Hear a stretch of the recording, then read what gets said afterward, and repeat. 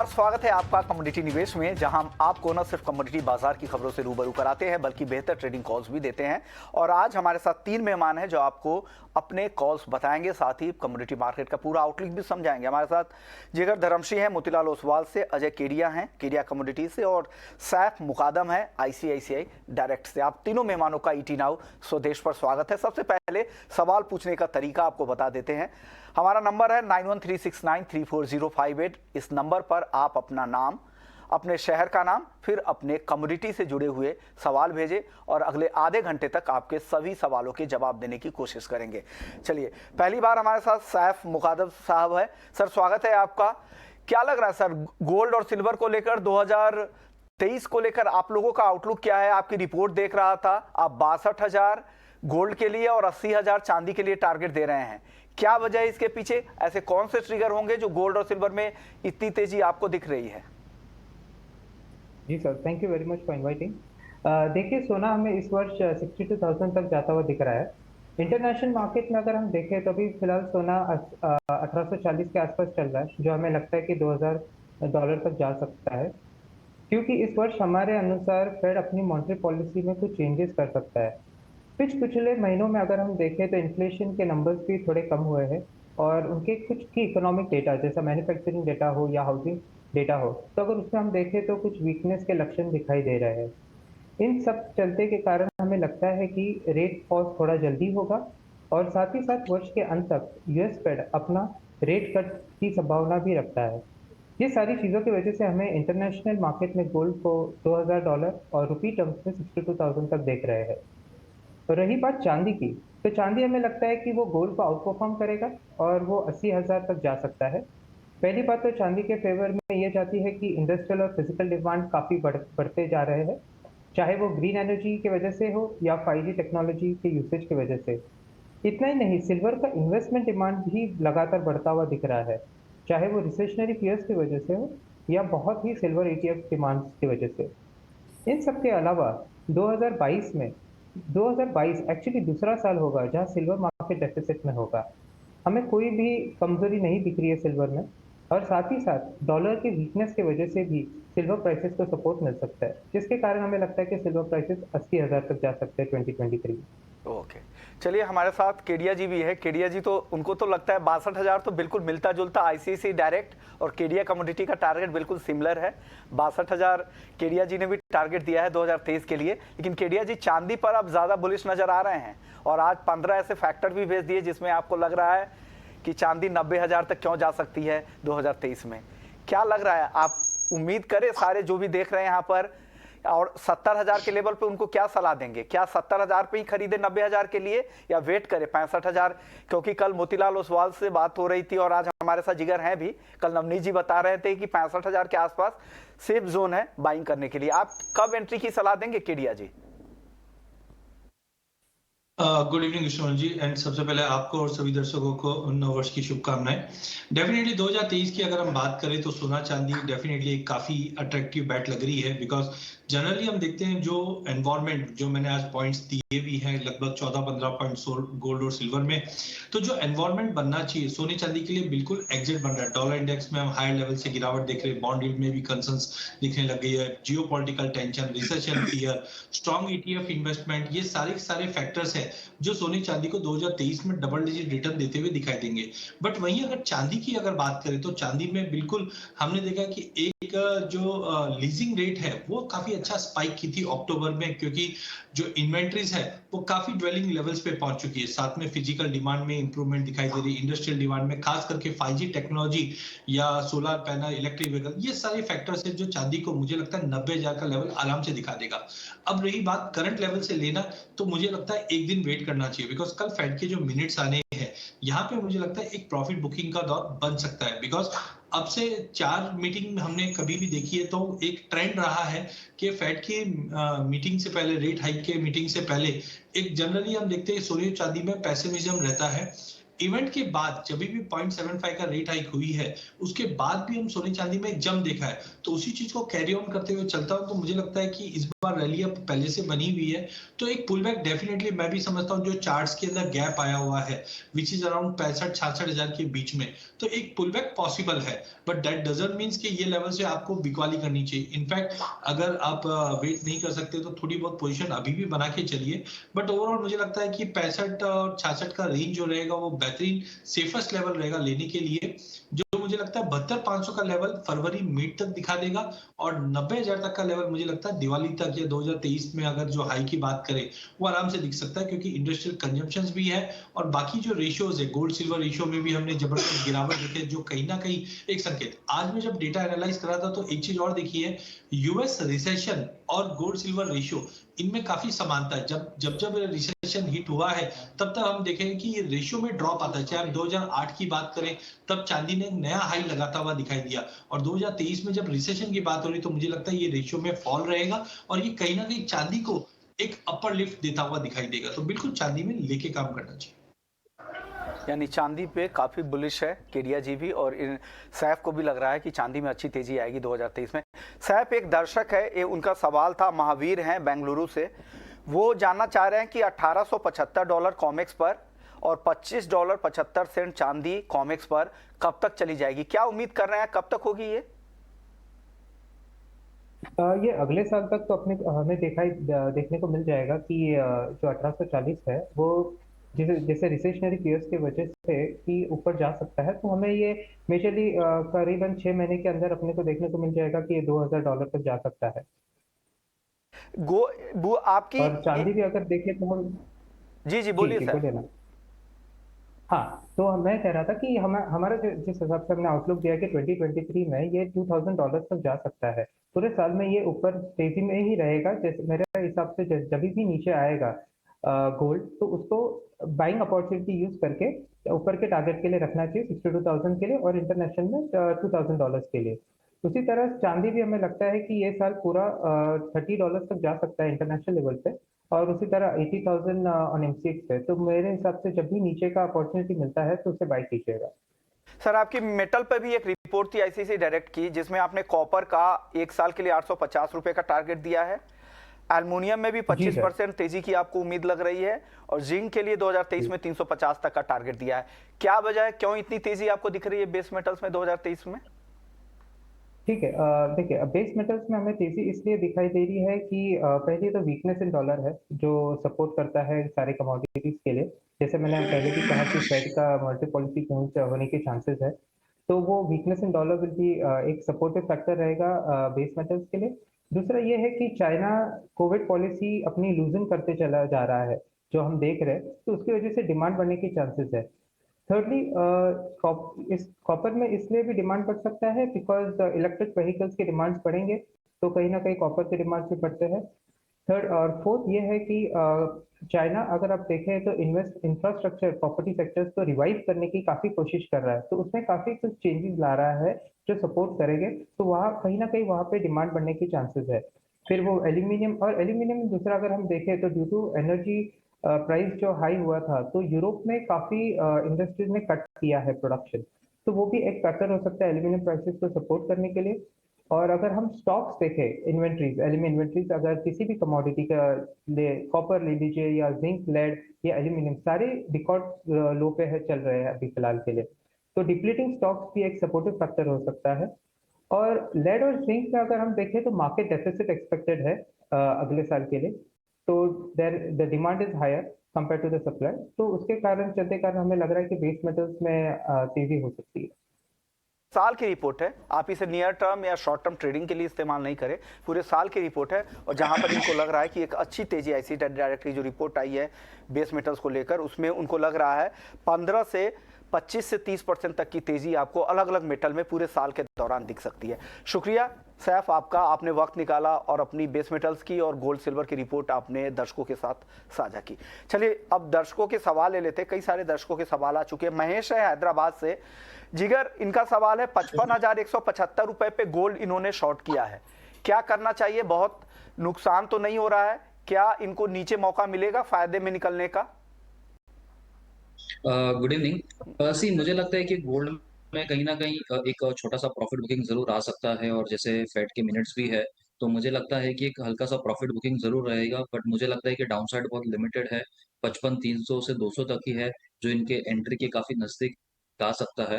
But मैं recommend करूंगा इनको कि 55,750 के ऊपर का स्टॉप लॉस मेंटेन करके चले, और तकरीबन 55,300 से या 200 तक आता है तो वहां पर एक बार एग्जिट कर लेना चाहिए अपनी पोजीशन, बिकॉज वहां से मुझे लगता है कि प्राइस दोबारा रिवर्स हो सकता है। महेश का एक और सवाल था जिगर, वो था नेचुरल गैस पे कि नेचुरल गैस में क्या करना चाहिए। जबरदस्त गिरावट दिख रही है, क्या करे, 8% नीचे है। और लॉन्ग टर्म ट्रेंड भी देखे तो पिछले लगभग 1-2 हफ्ते से बहुत ज्यादा गिरावट आ गई। क्या आप खरीदने का समय आ गया क्या नेचुरल गैस? जी नहीं, मुझे लगता है कि नेचुरल गैस में अभी भी खरीदने का समय नहीं है। हमने काफी गिरावट आती हुई देखी है। मुझे लगता है आने वाले कुछ दिनों में और भी थोड़ी गिरावट हम देख सकते हैं। फ्यूचर्स के पॉइंट ऑफ व्यू से अगर बात करें तो मुझे लगता है कि तकरीबन जिस तरह का मोमेंटम अभी चल रहा है नेचुरल गैस में, तो 325 से लेके 310 के करीब के भी लेवल्स आते हुए दिख सकते हैं। मुझे लगता है कि 372 और 400 ये स्ट्रॉन्ग रेजिस्टेंस एरिया है। अनलेस एंड अनटिल 400 के लेवल के ऊपर प्राइसेस नहीं जाते तब तक ये गिरावट कंटिन्यू रह सकती है। तो मुझे लगता है कि बिग वाली का ही मोमेंटम रहेगा नेचुरल गैस में। तो नेचुरल गैस में किसी भी चीज से अगर ट्रेड लेना है तो मैं रिकमेंड करूंगा आप कॉल ऑप्शन राइटिंग करके चल सकते हैं कि deep out of the money जो कॉल होता है, जैसे कि 500 का जो कॉल ऑप्शन है वो मुझे लगता है कि 4 रुपये 80 पैसा या 5 रुपए के करीब चल रहा है। उसको deep out of the money call writing करके चल सकते हैं और टाइम वैल्यू का बेनिफिट लेके चल सकते हैं, और 6 रुपये 20 पैसे का स्टॉप लॉस मेंटेन करके चल सकते हैं। दर्शक है विक्रम है दिल्ली से, 1 महीने में नेचुरल गैस का क्या दायरा होगा? किरिया जी, महीने भर के लिए नेचुरल गैस को लेकर आपका आउटलुक क्या है? देखिए, प्राइस में हमने काफी बड़ा फॉल देख लिया। जिस ढंग से हमने देखा कि इन्वेंटरीज काफी अच्छी लेवल्स पे 5 साल के एवरेज के ऊपर जर्मनी में, जिसकी वजह से ये फॉल है। साथ में अभी जो फ्रीजिंग एक्टिविटीज हो रही है उसकी वजह से भी डिमांड थोड़ी बहुत कम हुई है। बट कहीं ना कहीं यूएस अब एक्सपोर्ट कर रहा है यूरोप में, जो कहीं ना कहीं प्राइसेस को सपोर्ट दे सकता है। तो I think technically severely oversold में है। बिल्कुल मुझे लगता है कि 330-35 का जो जोन है वो एक सपोर्ट के रूप में निकल कर आएगा। शुक्रवार तक हो सकता है मार्केट साइडवे टू नेगेटिव रह सकता है, बट अगले हफ्ते से मुझे लगता है कि विंटर्स में थोड़ा और दबाव बढ़ेगा और वो कहीं ना कहीं प्राइजेस में एक शॉर्ट कवर का काम करेगा। तो एक पुल बैक जरूर पॉसिबल है, अगले हफ्ते दिखाई दे रहा है, जो लगभग हम वापस 380 से लेकर 410 के जोन में देख सकते हैं। तो करंट लेवल पे शॉर्ट बिल्कुल नहीं करना चाहिए। मे बी 330 332 के आसपास का बेस बनाकर अगर हम मंथ एंड की बात करें तो मुझे लगता है प्राइस 390 से 410 के बैरियर के बीच में जनवरी वायदा वापस दिखाता हुआ दिखाई देगा एक्सपायरी से पहले। अगले दर्शक है अनिल है हैदराबाद से, कॉपर 728 रुपए पे लॉन्ग कर रखा है। जिगर, क्या सलाह देंगे? 728 की बाइंग है इनकी। देखिए, मुझे लगता है कि copper range bound to positive है।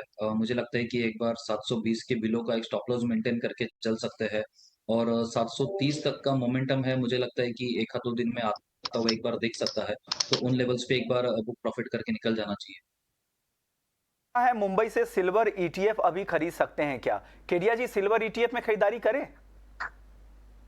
देखिए, एज ए इन्वेस्टर डेफिनेटली मुझे लगता है कि बाइंग करके चलिए, बिकॉज जो कल हम फेड मिनट्स की भी बात कर रहे हैं तो इट इज अज्यूमिंग के हाँ भाई थोड़ा बहुत डॉविस हो सकता है या थोड़ा पुल बैक आ जाए। बट जब आप ईटीएफ में करें तो यू आर ए इन्वेस्टर, और मुझे लगता है जिस ढंग से इक्विटी मार्केट और बाकी जो कंसर्न्स है, ये सिल्वर के लिए काफी अच्छी बैट रहेगी। तो बिल्कुल मुझे लगता है सिल्वर ईटीएफ में लेके चलना चाहिए, लेकिन हॉराइजन आप साल सवा साल का लेके चलिए, 1.5 साल का लेके चलिए, उसमें आपको बेहतरीन रिटर्न मिल सकते हैं। हम एक्सपेक्ट करके चल रहे हैं कि लगभग बैर मिनिमम आपको 25 से 28% का रिटर्न ईटीएफ में देखने मिल जाएगा अगले 1 से सवा साल में। अगले दर्शक है क्रिश हैं दिल्ली से, कॉपर में क्या करना चाहिए? केडिया जी, कॉपर में क्या करे क्रिश? आज मॉर्निंग में ही मैं सिल्वर कॉपर रेशियो देख रहा था, जो मुझे दिखाता है कि कहीं ना कहीं चांदी में थोड़ी स्टेबिलिटी भी अगर आती है तो कॉपर काफी ज्यादा अंडर वैल्यू है। जिस ढंग से चाइना ने प्रॉपर्टी मार्केट को संभाला है और ऑटोमोबाइल्स में भी धीरे धीरे पुश कर रहा है, तो मुझे लगता है कॉपर में एक बड़ा लीप लेने के लिए मार्केट तैयार बैठा है, जहां पे हमें 770 तक का लेवल मिड ऑफ फरवरी तक दिखाई दे रहा है। तो करंट लेवल से भी लिया जा सकता है। इमीडिएट टारगेट तो मैं 732 का पकड़ के चलता हूं, लेकिन अगर 15-20 दिन महीने भर का व्यू लेके चलते हैं तो मुझे लगता है 774 775 तक का लेवल मिल जाएगा। स्टॉप लॉस आप उसको 717 715 के जोन में रखिए, बट ओवरऑल कॉपर को लेके चलिए। गुप्ता है झांसी से, गोल्ड में इंट्राडे में क्या करें? गोल्ड में इंट्राडे के लिए क्या सलाह देंगे जिगर? देखिए, इंट्राडे में जैसे कहा कि मुझे थोड़ा प्रॉफिट बुकिंग दिख रहा है गोल्ड सिल्वर दोनों में, तो गोल्ड की अगर बात करें तो मुझे लगता है कि 55,550 से 600 की जो रेंज है वहाँ पर एक बार बिकवाली का मौका लेना चाहिए। बट जैसे मैंने कहा डाउनसाइड काफ़ी लिमिटेड है, 55,300 से 200 तक का ही लेवल तक डाउनसाइड आ सकती है। तो इंट्राडे बिकवाली उस रेंज में करे और 55,300 200 तक एक बार कवर कर ले और 55,750 का एक स्टिक स्टॉप लॉस फॉलो करके चलना होगा इंट्राडे के लिए। ओके। विशाल है सूरत से, नेचुरल गैस में क्या करना चाहिए, क्या करें अभी करंट लेवल पे केडिया जी? देखिए ऑलरेडी मार्केट ने आज गैप डाउन ओपनिंग दी है, जिसके बाद मार्केट अपने आप को संभालने की कोशिश कर रहा है। 343 के इस वक्त ट्रेड कर रहा है। तो टाइमिंग मेरी सलाह है कि ये लेवल पे वेट एंड वॉच रखिए। हाँ, ऑप्शन के जरिए ये ट्रेड कर सकते हैं, जहां पे मुझे लगता है कि कॉल बैक स्प्रेड का यूज कर सकते हैं। इनकेस अगर मार्केट में जंप आता है तो उनको बेनिफिट मिलेगा, अदरवाइज मार्केट्स में आपको कुछ ज्यादा फॉल नहीं दिखेगा। तो उसके लिए आप इन द मनी का 330 का एक कॉल बेच सकते हैं और 350 का 2 कॉल ले लीजिए। तो मार्केट अगर 350 के ऊपर होल्ड करता है तो डेफिनेटली उसमें एक आपका सिंगल कॉल खड़ा हो जाएगा और बेनिफिट दिखाई देगा। अदरवाइज फ्यूचर में थोड़ा वेट करना है। अगले दर्शक है हमारे साथ सुब्रत सिन्हा है वेस्ट बंगाल से, 6056 में ग्वार सीड बाई किया है। जिगर क्या करना चाहिए इनको, प्रॉफिट में निकलने का मौका मिलेगा? 6056 में बाइंग है। जी देखिए, मुझे लगता है कि 5,880 850 ये अच्छे सपोर्ट जोन है क्वार्सेट के लिए। मुझे लगता है कि जब तक ये लेवल्स है उसको ऐसा स्टॉप लॉस लेके चले और होल्ड करके चल सकते हैं। 6020 का एक इनिशियल ब्रेकआउट है। मुझे लगता है कि इन लेवल्स के ऊपर प्राइसेस अगर निकलता है तो काफी अपसाइड का मोमेंटम और कंटिन्यू रह सकता है। तो फिलहाल के लिए एक बार स्टॉप लॉस के साथ होल्ड करके चल सकते हैं। राजा पटेल है भोपाल से, जनवरी में गेहूं का भाव क्या रहेगा? सर क्या लग रहा है जनवरी को लेकर, केडिया जी क्या आउटलुक है गेहूं को लेकर? देखिए गेहूं में हमने जो दिसंबर मंथ के अंदर जितनी ठंड पड़नी थी उतनी हुई नहीं है, जिसके बाद प्राइसेस में एक सपोर्ट मिलता हुआ दिखाई दे रहा है। बिकॉज यील्ड में कहीं ना कहीं लॉसेस रहेगा। ओवरऑल इंटरनेशनल मार्केट भी टाइट है, बट गवर्नमेंट के जो एक्शन है वो प्राइसेस को थोड़ा सा ऑफलोड मतलब प्रेशर देने की कोशिश कर रहा है। बट ओवरऑल मुझे लगता है जनवरी एंड या फरवरी तक की बात करें तो प्राइसेस 3150 से 3200 तक के लेवल दिखा सकता है। ओवरऑल बाय ऑन ड्रॉप की रणनीति बना के चलिए, क्योंकि 2023-24 में भी देखें तो शॉर्टेजेस कंटिन्यू रहेगी ग्लोबल मार्केट में। चलिए एग्री मार्केट में कुछ और बातें करने के लिए हमारे साथ चेतन नरके साहब हैं, डायरेक्टर है गोकुल मिल्क कोऑपरेटिव के और साथ ही इंडियन डेयरी एसोसिएशन के भी मेंबर है। सर स्वागत है आपका ईटी नाउ स्वदेश पर। चेतन सर क्या लग रहा है आपको, मिल्क प्रोडक्ट के दाम जिस तेजी से बढ़े हैं, हम 3.5% से 4% तक की तेजी हमने पिछले साल, मिल्क के दाम में भी, दूध के दाम भी बढ़े हैं, ताकि बाकी प्रोडक्ट्स के दाम में तो और उससे कभी ज़्यादा इजाफा देखने को मिला है। क्या वजह है और इस महंगाई को कैसे कंट्रोल किया जा सकता है, और इसमें टेक स्टार्टअप, खास करके कमोडिटी टेक स्टार्टअप कैसे इसमें मदद कर सकते हैं? पहले आपने देखा है जो ऑलमोस्ट आपने बोला 4 से 5% अपना दूध का प्राइस बढ़ा है। इसके रीजंस 4 रहेंगे। एक तो पहले की जो अपना कैटल फीड जो है उसका प्राइसेस बढ़ चुका है, क्योंकि वो पूरा अपना फ्यूल का प्राइसेस भी बढ़ा था, इसलिए उसका 40% अपना कैटल फीड का जो कॉस्ट रहता है वो ट्रांसपोर्टेशन का रहता है। तो इस वजह से कैटल फीड बढ़ा। उसके बाद में व्हीट का प्रोडक्शन भी कम आया था, तो रॉ इंग्रेडिएंट्स बढ़े थे, तो कैटल फीड बढ़ गया था। दूसरा चीज था कि इरेगुलर रेन का पैटर्न था, तो इसलिए जो फॉडर चाहिए था, जो उसको बोलते हैं वेट फॉडर बोलता है और ड्राई फॉडर रहता है, उसका वजह से वो ठीक से प्रोडक्शन नहीं हुआ। इस वजह से उसका जो फॉडर मैनेजमेंट था वो भी कोलैप्स हो गया। और तीसरा जो लंपी डिजीज आया था, तो लंपी डिजीज से जो नया एनिमल इंडक्शन थे, जो अपने वीकली बाजार रहते थे, वहां पे जानवर की खरीदारी रहती थी, वो पूरा बंद हो गया गवर्नमेंट के शासन की तरफ से। तो नए एनिमल इंडक्शन हुआ नहीं। तो इसका इम्पैक्ट जो टोटल में देखेंगे आप, जो फ्लश सीजन आना चाहिए था अक्टूबर नवंबर दिसंबर फरवरी 15 तक, वो अभी तक आया ही नहीं। जो फ्लश सीजन में जो ज्यादा दूध रहता है वो उसका पाउडर बना के, जो लीन सीजन में रहता है तो उसका आरसीएम बना के उसका पाउडर बनाते, तो दूध बनाते हैं। तो इस टाइम पे आपका जो प्रोडक्शन डिमांड था पॉपुलेशन की वजह से, आपका डिमांड 8% तक चला गया और अपना जो सप्लाई था वो 4% रेगुलरली ईयर ऑन ईयर रहता था। लेकिन ये जो फ्लश सीजन में जो मैंने आपने को रीजंस बताए, उसके वजह से वो 4% का ग्रोथ आया ही नहीं और पूरा 8% का जो था उसमें डिमांड में वेरिएंस रह गया और उसकी वजह से प्राइस हाइक करना पड़ा। अभी ये आप फ्लश सीजन में है, वो 15 फरवरी तक चलेगा। लेकिन ये सिचुएशन और भी जब मार्च अप्रैल जब भी ज्यादा हॉट सीजन रहेगा, तभी 25 से 30% तक अपना दूध में गिरावट आएगी। तभी मुझे लगता है कि और 2 से 3 रुपए तक लीटर तक प्राइसेस ऊपर जा सकती है और बाय प्रोडक्ट में भी उतना आएगा। आप थाई कॉन्सुलेट के इकोनॉमिक एडवाइजर भी है उनके कमर्शियल सेक्शन में। क्या लग रहा है अगर टेक स्टार्टअप के जरिए कैसे जिस तरह की महंगाई बढ़ रही, चाहे वो अलग अलग प्रोडक्ट्स के, रूस यूक्रेन युद्ध के बाद से जिस तरह से पूरे सप्लाई चेन को डिस्टरबेंस हुआ है, फर्टिलाइजर के दाम बढ़ रहे हैं, तो इसमें टेक स्टार्टअप कैसे मदद कर सकते हैं सर? अभी मुझे तो लगता है मैंने फॉर्डर का आपको टॉपिक बताया, अपना पूरा भारत में देखेंगे तो 220 मिलियन मेट्रिक टन का अपना प्रोडक्शन है दूध का। वो अपना देश पूरा अपना ग्लोब में 1 नंबर डेयरी प्रोडक्शन का है। उसमें 8.4% का जो लैंड रहता है अंडर क्रॉप, अपना जो रहता है वो 8.4% अंडर क्रॉप का रहता है, उसमें फॉर्डर रहना चाहिए। उसमें 4% सिर्फ प्रोटेक्टेड है। अभी हमारा टारगेट जो है, जो सोदी साहब ने बीच में बोला था, जो अपना अपना इंटरनेशनल डेयरी कॉन्फ्रेंस हुआ था, हमें वो 330 मिलियन मेट्रिक टन तक आपको सुधारना है। इसके लिए 14% ऑफ का क्रॉप लैंड जो है वो फॉर्डर के अंडर होना चाहिए। तो अभी आप देखेंगे कि अपने जो एनिमल्स है उनको ये फॉर्डर मैनेजमेंट ठीक से नहीं हो रहा, तो वो अंडर न्यूट्रिशन होकर अपना दूध का प्रोडक्शन कम हो रहा है। तो ये दिस इज एन अपॉर्चुनिटी कि जो भी अपना फार्मर्स प्रोड्यूसर ऑर्गेनाइजेशंस है या अपने जो भी स्टार्टअप्स है वो फॉर्डर मैनेजमेंट में चले जाए, वो उसका प्रोडक्शन अच्छा करके उसको साइलेज में बना के जब लीन सीजन आएगा मार्च अप्रैल, जब भी वहां पे फॉर्डर खाने को नहीं होएगा, तो आप ये उसको यूज कर सकते हैं। तो मुझे लगता है उसका एक रीजन रहेगा।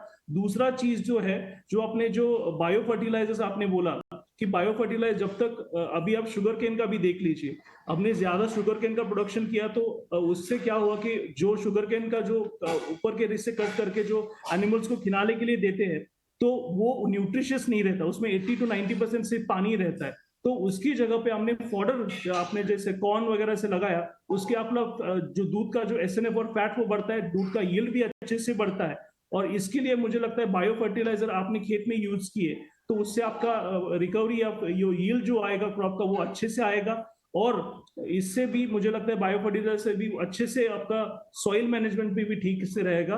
और तीसरी बात ये रहेगा कि अगर आपको फ्यूचर में फूड में आप कभी भी देखेंगे तो ट्रेसेबिलिटी इंपॉर्टेंट है। तो जो भी आईपीओ नए आएंगे और जो स्टार्टअप्स रहेंगे, मुझे लगता है कि ब्लॉकचेन जैसे टेक्नोलॉजी में पूरा trusted traceability end to end अपने सप्लाई चेन में रहता है। मुझे लगता है कि ये जो स्टार्टअप्स है उन्होंने ब्लॉकचेन अपना एग्रीकल्चर में और डेयरी इंडस्ट्री में कैसे यूज करे, इसका सबका ध्यान करके ये आपको करना चाहिए। मुझे लगता है कि ये तीन जो है, अपना जो फॉडर का मैंने बोला लेटेस्ट टेक्नोलॉजी है, वो आपको उसको जाने पड़ेंगे। उसमें कैटल मैनेजमेंट कैसे करना है वो भी आप देखिए, वो डैशबोर्ड में उसका हेल्थ वो चिप उसके एनिमल के अंदर डाल के भी आप देख सकते हैं कि उसके बॉडी का टेम्परेचर कैसे है, कभी हीट पे आए, ये सब चीजें डेयरी यील्ड करने के लिए सबसे इंपॉर्टेंट है। तो आईपीओ जो स्टार्टअप्स है, अभी हमने थाईलैंड के बड़े स्टार्टअप्स और इंडिया के सब स्टार्टअप्स साथ मिला के जो उसको TIIDET बोलते हैं, myTIIDET@gmail.com पे हम पूरा इसको इंफॉर्मेशन दे रहे हैं। और जो इसका कोशिश जो कर रहे हैं कि टेक्नोलॉजी को साथ में लेके दूध का यील्ड बढ़ाए, कैसे अपना इनपुट कॉस्ट कम रखे, ट्रेसेबिलिटी कैसे करे, लॉजिस्टिक में भी जो नए स्टार्टअप्स आएंगे उनके लिए बहुत सारे यहाँ पे ऑप्शंस है।